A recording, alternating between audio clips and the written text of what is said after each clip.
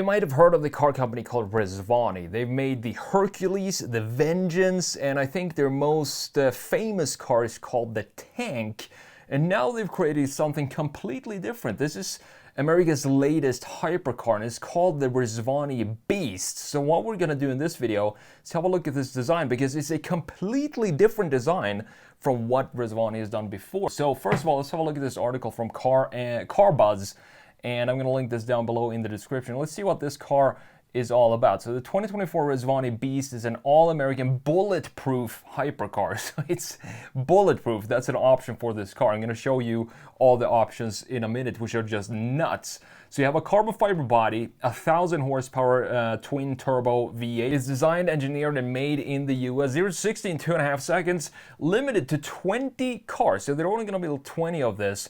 And the price for this type of car is, I'm gonna say only $485,000, because I think that is a pretty low price for how this car is built, because it's all made out of airspace grade carbon fiber, and you have the 6.2 liter twin turbo V8, and it's also designed and engineered and built here in the US, which is obviously gonna bump the prices a little bit for the manufacturing cost, but it's still under $500,000. I know it sounds crazy, it's still a lot of money, but you get what I'm saying. It's still a hypercar. So Rezvani claims 0 to 60 time in 2.5 seconds and a quarter mile time of 9.6 seconds. And I forgot to mention it's also an 8-speed dual clutch automatic transmission. Now here is the car itself. And I have to say, specifically from this 3/4 rear view angle, this is a really good looking car. And I'm surprised by that, because usually what happens, specifically when Americans try to build hypercars and supercars, they turn out looking like sort of kit cars, because the chamfers are too harsh, there's not enough fluid motions in the surfaces, but here we definitely have all of that. I think, as I said, this is by far the best view. The side view could use some tweaks to it, but we're going to talk more about that when we jump into Photoshop. So it comes standard with the Targa top, and then you have the thin hidden LED lights, give it a Ferrari SF90 vibe in the front end.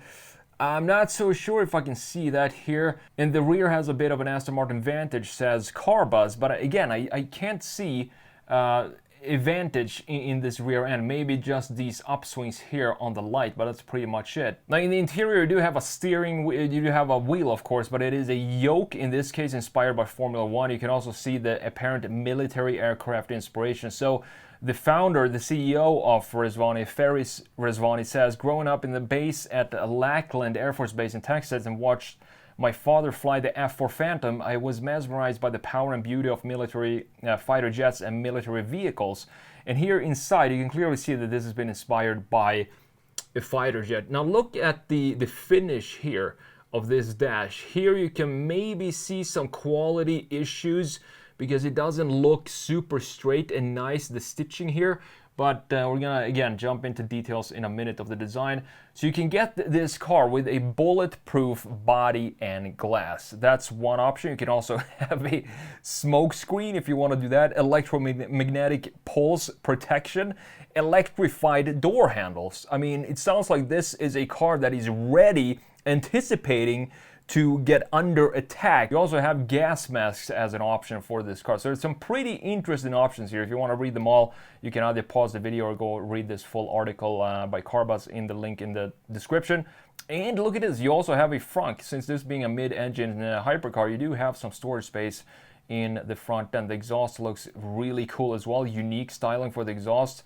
Then you have the Beast V8 here, and you have the wheel design as well, which I think looks great. Simple spoke design. I would maybe not have them in black, but that's just a matter of taste. So let's jump into Photoshop here.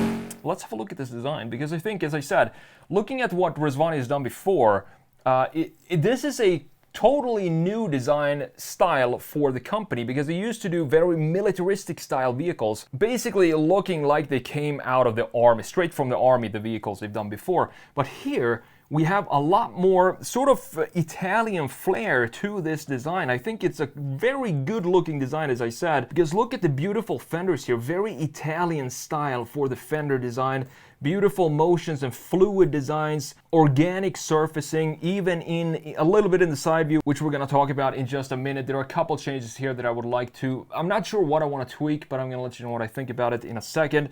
Then you have this cutout in the bottom part here coming into the front end as well. The headlights sit right here, so they are hidden. You can't really see that there are any headlights on this car at all when they're off.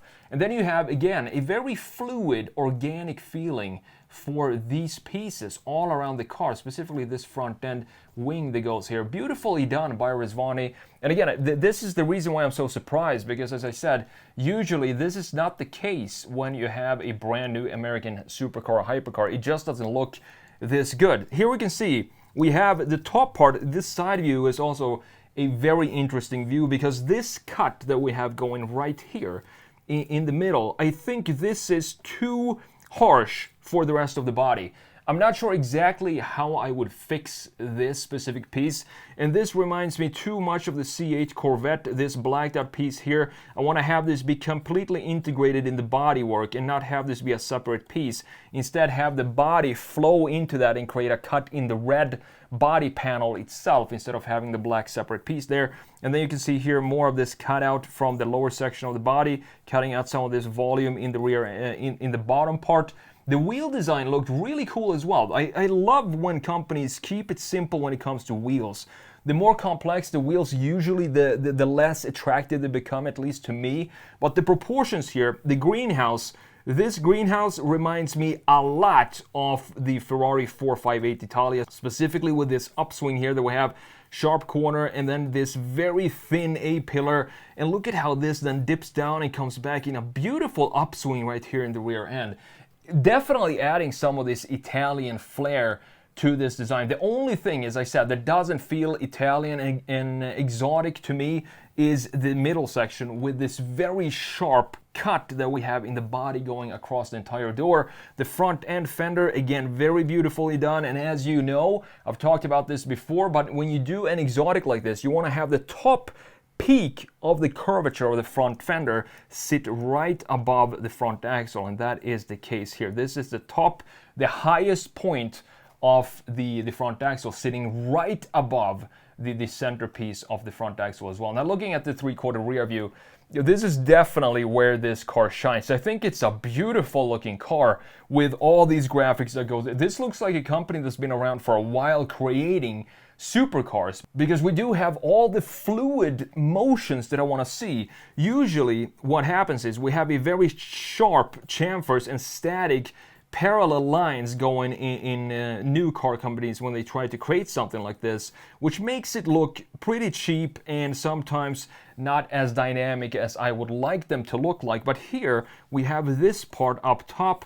I can see now why they think this looks like an advantage, because we have this treatment of the taillight graphics sticking up here, but we don't have, of course, this Aston Martin Vantage ducktail in the rear end. And there's also a nice fluid motion in the body surfaces here, creating this very grown-up feel for this design, which I'm a huge fan of. And also these diffusers down low still don't look very static to me, still have a very organic and round exotic feel to them in the lower section, looking nice. And last but not least, the positioning of the tailpipes is something that is clearly unique for this. Lexus has done this in a couple of F models before, but not this aggressive. Essentially having the tailpipes sitting in the side air vents in the rear end. I think it looks very cool and definitely gives it a lot of personality. And look at how planted it looks with these black wheels. I'm not sure the size of these wheels, probably 21s or something like that.